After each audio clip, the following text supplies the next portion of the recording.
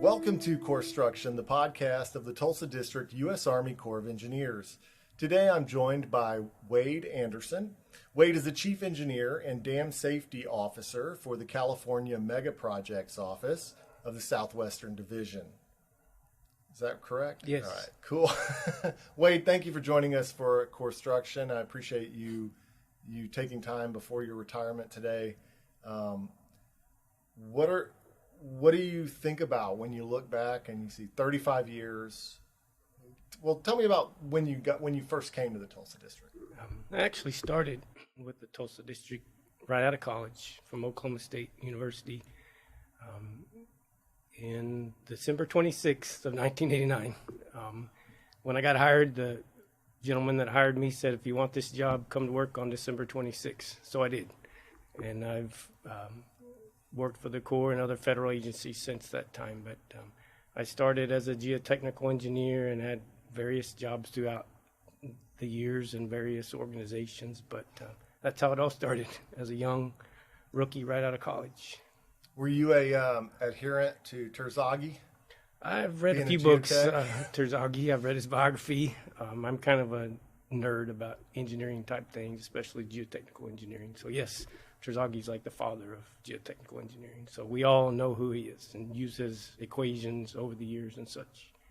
So there was a joke during a few years back when we were doing some dam safety projects, and I think you were heading up the Dam Safety Production Center at the time. Correct. And the joke was Wade's going to suggest a what is it, the barrier, the cutoff wall. Cutoff wall.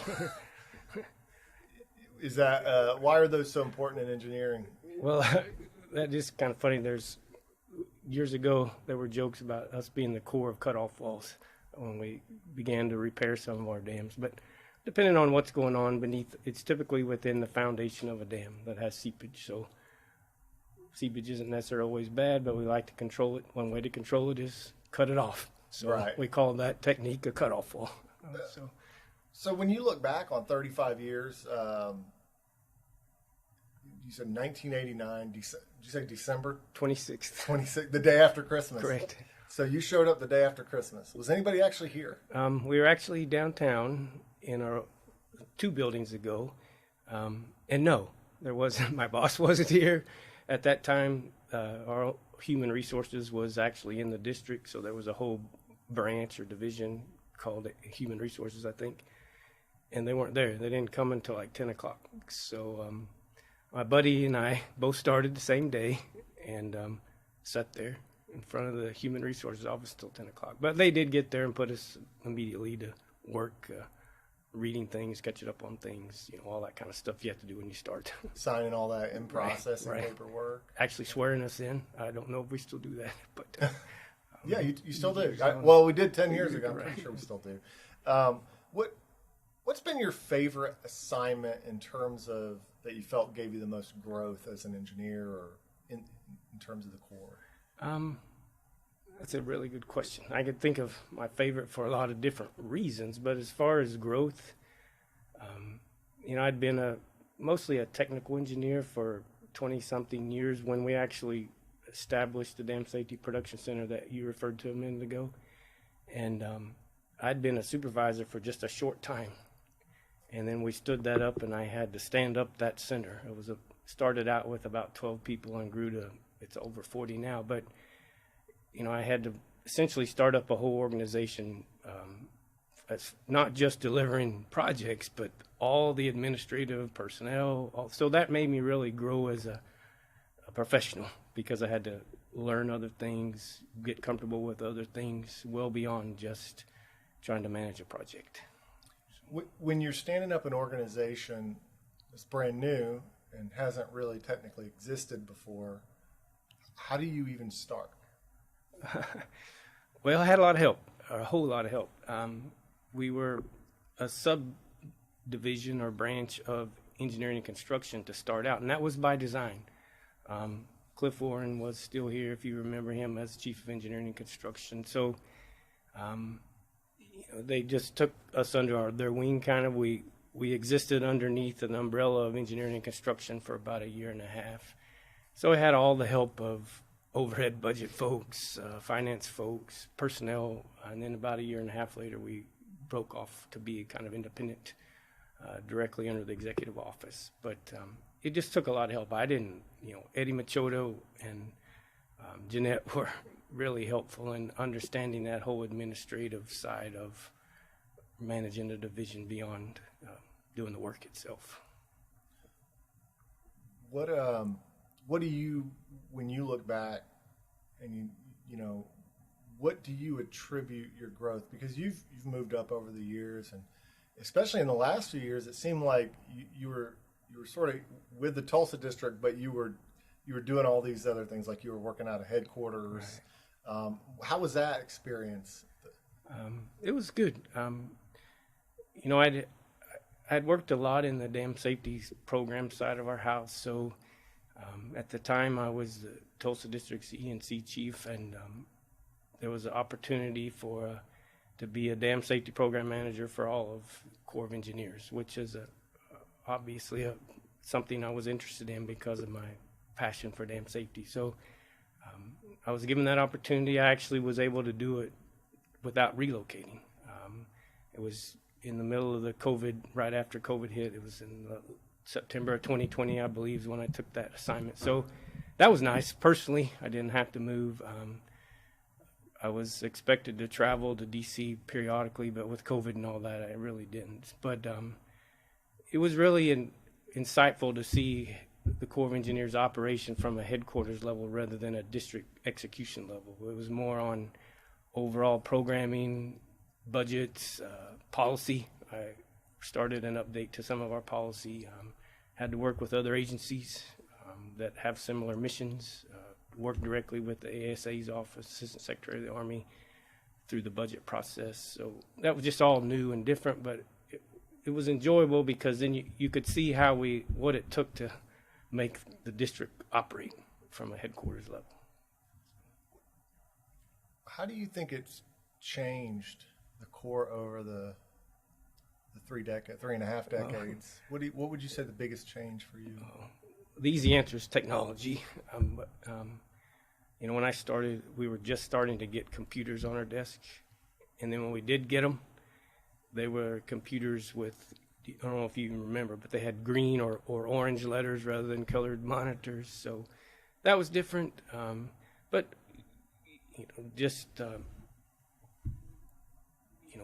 people change with time. We were just coming out of a time where we had built a whole bunch of projects, finished them in the late 80s. So we were into an operational mode, which that kind of changed our expertise need a little bit. So we were no longer designing and building dams. We were still doing military construction, but so that changed with time. Those are probably the two biggest things. I think obviously cell phones. You worked from 8 to 5 or whatever. With cell phones now, it's a little bit more flexible. That in a good way, I think, but does keep you kind of in touch around the clock rather than like 8 to 5. So those are 2-3 big things.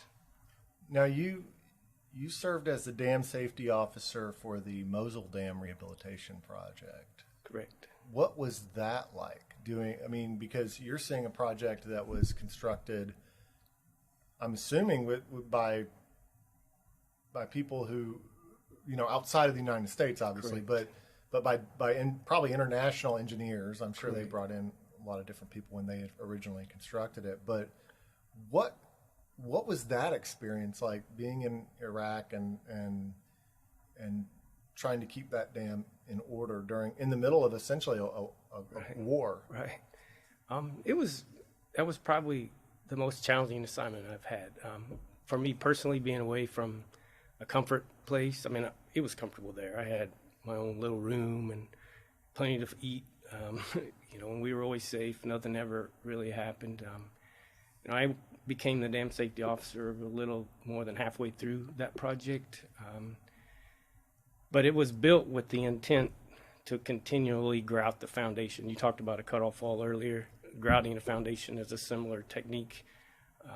Just because of the type of foundation it was built on, but they'd got behind on that because of all the war and things you had mentioned. So there was an Italian firm there.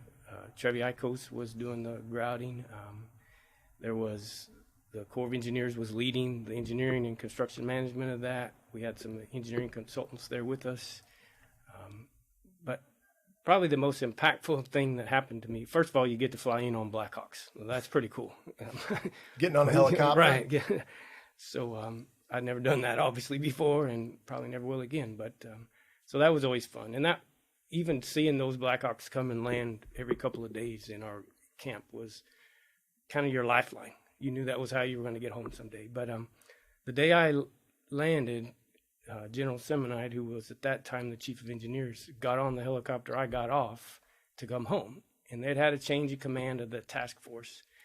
There was a colonel that was the commander of the task force, and the new one was Colonel Sechrist. And I'd been there about a week, and he called me in his office, and he said, "Did you see General Semonite here the day you landed?" And, "Yes, sir." He said, "We need to get out of here by July 5th of 2019. It was about, I think it was May of 2018, something like that. He said, "You need to figure out what makes you guys comfortable with leaving this dam and going home." So we spent about a month working with our engineers, a engineering firm we had there with us, and the Iraqi engineers. Iraqi engineers were very involved with us. Every day we met with them. And we came up with a plan. We prioritized it, gave it to the contractor and our construction management folks, and everyone was gone on July 4th of 2019. And there's been folks go back, not with the Corps of Engineers, but have said that the Iraqis have continued to grout that as intended with all the modern technology that was provided to them and training and such. So I think that's a success. We got out on time, as General Semonite gave us that due date to get out, and everyone got out safely. I think it's often understated in general for people who don't know, like the significance of being the dam safety, engineer or the engineer on a project, lead engineer. When you have to sign off on something, can you talk about the enormous responsibility that goes into, that aspect of being an engineer? Right. Because you're sort of the captain of the ship in terms of if something goes wrong, everything's going to point back to you. So you want to make sure it's right. Right. No, that's what we do every day. I mean, that's our job. So, there's really two roles for that here in the district. There's a chief of engineering or engineering construction that's really responsible. And then there's a dam safety and levee safety officer that oftentimes is the same individual. But, the day-to-day engineering that we do is under the responsibility of the chief of engineering and construction. And we have a whole staff of experts. You can't be an expert in everything. So you have to rely on those that are. But it's still important. It's a significant responsibility, not just on civil works. The same thing applies to military construction. We're working under our authority and essentially our license, if you will. And then dam safety and levee safety officer, when we're in flood operations, that's your responsibility. And I've often said to my colleagues and those that work with me that being a dam safety officer might be 5% of your job when you're the chief of engineering and the dam safety officer, but it's the most important 5%. So, and I've also often said, that's what we work for every day. My daughter used to laugh at me and say, my dad gets excited when it rains. But not because I want to flood, but just because we've worked year round 2-3 years, and now it's time to test what we've been trying to maintain and be ready for.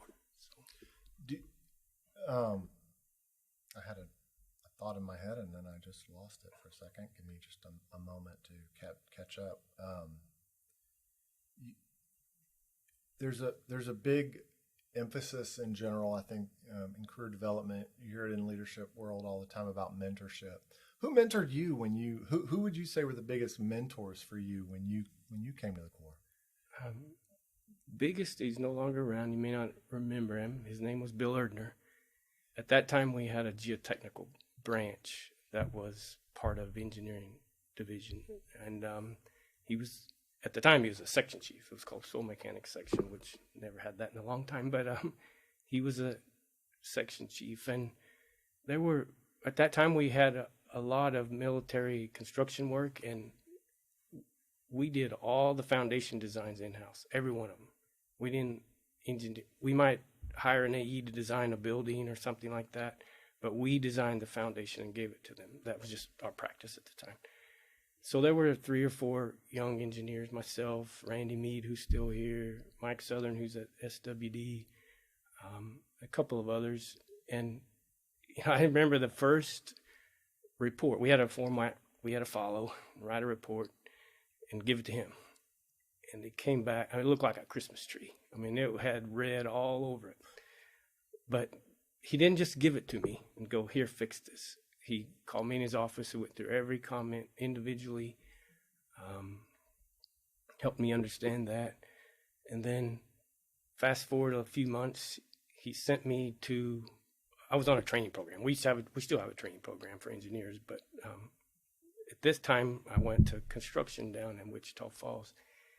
And we were building Holiday Creek, which was turned over to the city of Wichita Falls, and upgrading Lake Wichita Dam. And he came down to visit me periodically, make sure I knew what was going on, probably making sure I was doing it right, more than likely. But that instilled a passion in me for civil works and infrastructure and dams and dam safety. And then years later, I had moved to Galveston District for personal reasons, and he called me about some opportunities that just gave me the right steps to get where I'm at today. And so not only did he look out for me, but he just checked on me periodically. He wasn't a formal mentor, where like we do with LDP. We didn't even have LDP back then, I don't think. But anyway, just that individual concern and care for you individually as well as your personally. So he's probably the biggest mentor I've ever had. Is there one lesson in particular that you've tried to take from him in terms of being a leader of engineers here?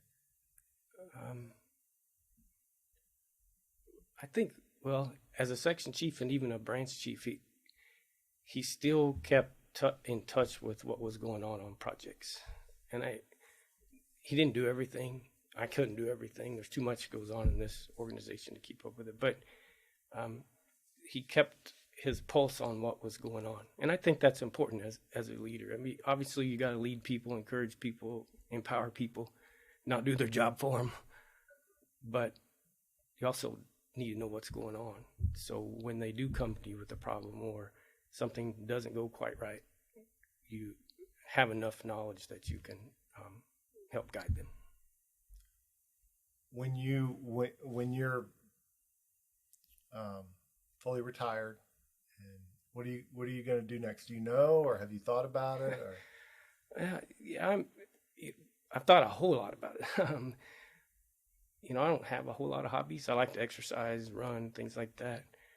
But I really am passionate about engineering. So, in particular, civil works, dam engineering. So I'm going to do that in some capacity, probably with a private firm. And then I played golf twice in the last week, so I'm not very good. I'm really bad, to be honest. But you got some catching up to right. tees. I play with my boys, and they're okay. But we'll see. I mean, I hope to, just find some other interest. I'm still fairly healthy. My wife's still fairly healthy, so we'll see. I just get there and figure it out as time comes. So. Did you think growing up that you would ever work for the Corps of Engineers? Was it something that you? I didn't really think about the Corps of Engineers specifically, but I would say when I was young, our family vacations, we went camping, and oftentimes on Corps of Engineers projects, Lake Eufaula more than others. And my dad fishes a lot, used to, and I remember always being interested in the dam. Not as much fishing as he was, especially when it was hot outside, but I was always so interested in that, not really realizing that. And the other thing that impacted me, that I think back on it, was back in those days, the Rangers walked around and they collected camping fees. They had a bag full of cash. They're walking around. You might have just given them $5 or whatever to camp that night, and they would always talk. So I had kind of subconsciously this interest in the Corps of Engineers. Going into college, I really didn't think that specifically, but we did go to, when I was in college at Oklahoma State, the department head was a retired deputy commander of Addicks. At the time was called Waterways Experiment Station. And he took anybody that wanted to go in the summer to visit Waterways Experiment Station. So that's what gave me the interest. And then, of course, his connection with the Corps of Engineers was like, if you guys want a job, I'll get you an interview, kind of a thing. So maybe not as a child, but as I got older, I had a direct connection. And then when I went to Waterways Experiment Station, that's where I got hooked. I'm like, this is what I want to do. Who is the famous Corps of Engineers? He and his wife worked down there, I think, in that waterways. They did a lot of concrete study. Bryant Mather, is that who you're talking about? He was a concrete. I think so. Yeah, he was there when I took us there. And what was he like? Because I've heard all sorts of stories about him. I know, like the dean at Oklahoma State's engineering, one of their engineering schools. He was telling me that he had went to that station as well. Okay. What was he like? Well, he seemed really old back then. But if I remember right, Dr. Mather with his name, and if that's who you're talking about, and he was kind of a short man, but he was full of energy, even though he seemed old to me at the time, and just passionate about concrete. And that was kind of appealing to me. If someone could be that passionate about whatever it is, right, then that's what you ought to pursue. And so that was probably the biggest thing I took away from that. I mean, I just remember him being full of energy too, just taking big steps as he walked across his laboratory, just with that energy of, it's probably no different than any other day, but he still had passion and energy for what he was most interested in. So everywhere he went with a purpose. Right. Right. So I've taken up some of your time this morning, Wade. What have I not asked you that I should have asked you that you were probably expecting to get? Maybe question. I was expecting you to ask you asked it in a different way, but what was your most interesting or challenging project or assignment? And then you talked about Mosul Dam and things like that, but and the Dam Safety Production Center. But probably the most impactful project to me was that one I referred to when my mentor Bill Erdner sent me to. It was the first dam I got to work on, Lake Wichita Dam. At the time, I didn't realize it, but I was working on a major dam rehab as a fairly young engineer, and it gave me an interest in that that's lasted over 30 years since. So it might not have been the biggest project, it might not have been the most challenging, but for me personally, I think it was most impactful.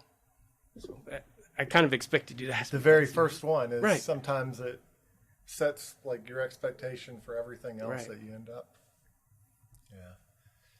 Well, Wade, we're certainly going to miss you here. I hope I see you around. Are you going to get back to Stillwater, see some football games and stuff?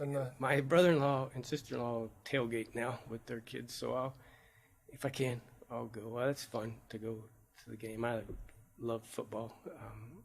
I love that environment, the energy and all that with a college football game. Doesn't have to be Oklahoma State. That just happens to be the one I like. Well, that's where you went, right? Right, correct. Did you go to a lot of games as a student? Oh, I went as many as I could. I mean, we had season tickets, I guess, as a student, so that was always fun to go. Mostly football games, not right. so much of the other things, but I did go to other sports too, wrestling and such. Well, thank you again, Wade, for taking the time to sit down before you do your official retirement, a ceremony anyway. Correct. And I do hope we see you around. And please don't be a stranger to the district. Please stay in touch. Thanks, Brandon. Thank you for joining us for Corpstruction. Corpstruction is a production of the Tulsa District U.S. Army Corps of Engineers Public Affairs Office. This episode of Corpstruction is brought to you by the California Mega Projects Office, Southwestern Division. Once again, thanks for joining us and have a great day.